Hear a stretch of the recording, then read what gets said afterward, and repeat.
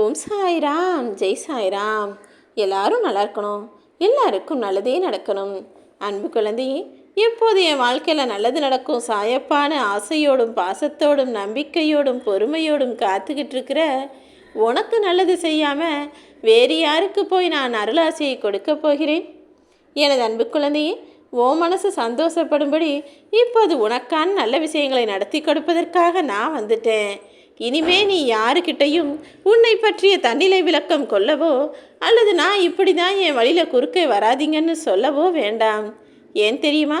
நீ யாருக்கிட்ட என்னதான் விளக்கம் கொடுத்துறாலும், யாருக்கிட்டையாவது ஒரு மணி நேரம் பேசினாலுமே கூட அவங்களுக்கு என்ன தேவையோ அதை மட்டும்தான் எடுத்துப்பாங்க.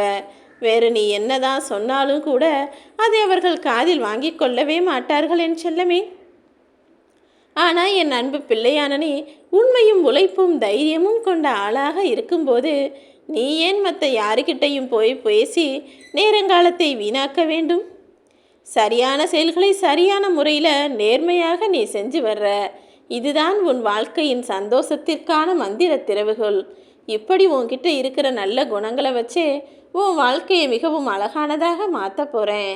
எந்த விஷயம் நடக்கணும்னு நீ நீண்ட நாளாக எதிர்பார்த்திருக்கிறாயோ அதை நல்லபடியாக நிறைவேற்றி அது நடக்கப் போகுதுன்ற நல்ல சந்தோஷ செய்தியையும் உன் செவிகளில் நாளையே கொண்டு வந்து சேர்ப்பேனேன் செல்லமே. எப்போல்லாம் உனக்கும் இன்னொருவருக்கும் முரண்பாடு வருகிறதோ அப்போதெல்லாம் உங்களுக்குள் உறவு சிதைபடுகத்தானே செய்கிறது. உங்கள் 2 பேருக்கும் உள்ள என்ன வித்தியாசத்தால் தான் இப்படிப்பட்ட பிரச்சனையே வருதுன்னு தெரிஞ்ச பிறகும் மீண்டும் மீண்டும் ஏன் சேர்ந்து பேச வேண்டும்? உன்னுடைய அணுகுமுறை கொஞ்சம் தவறாக இருக்குது என் செல்லமே. ஒருத்தர் உனக்கு சரிவர மாட்டாரு, அவர் குணத்துக்கும் ஓன் குணத்துக்கும் ஏணி வச்சாலும் எட்டாதுன்னு தெரிஞ்ச பிறகும் அவரிடம் ஏன் நீ நட்பு பாராட்ட வேண்டும்? கொஞ்சம் தள்ளி தூரமாக விலகிப்போ.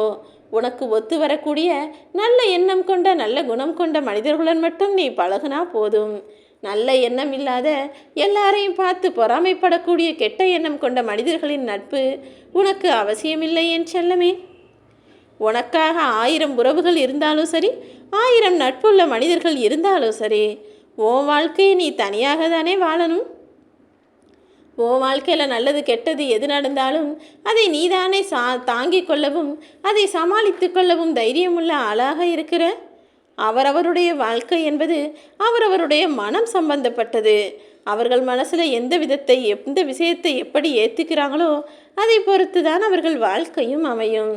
நீ நல்ல எண்ணத்தோட எல்லாத்தையும் சமாளிச்சிடலாம், எல்லா விஷயங்களையும் செஞ்சு முடிச்சிடலான்னு நேர்மறையாக சிந்திக்கிறாய். அப்படிப்பட்ட நல்ல உள்ளம் கொண்ட உன்னை ஒருபோதும் நான் கஷ்டப்படுத்தவும் மாட்டேன், ஏமாற்றவும் மாட்டேன்.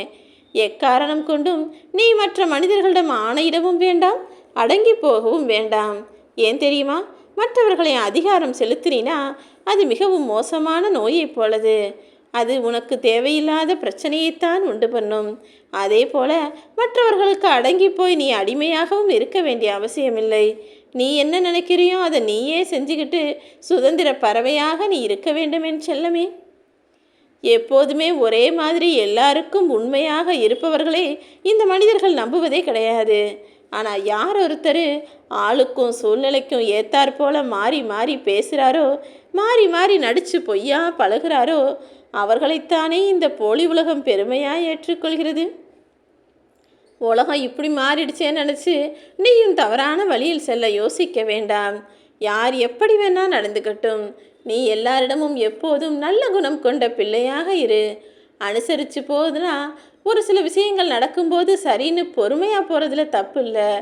ஆனால் ஒருத்தர் கெட்டவர்னு தெரிஞ்ச பிறகும் அவர் செய்யக்கூடிய விஷயங்களெல்லாம் சரின்னு தலையாட்டிக்கிட்டு அமைதியாக போவதென்பது தவறுதானே. அந்த விஷயத்தில் தான் நீ அனுசரிக்க வேண்டாம் என நான் சொல்கிறேன்.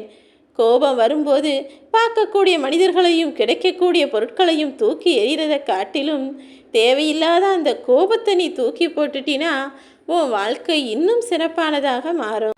உன் மனசாட்சிக்கு பயந்து உண்மையாக நேர்மையாக நீ வாழ நினைப்பது எனக்கு மிகவும் பிடிச்சிருக்கு. நிச்சயம் உனக்கு நான் நல்லது செய்வேன். ஓம் சாய்ராம்.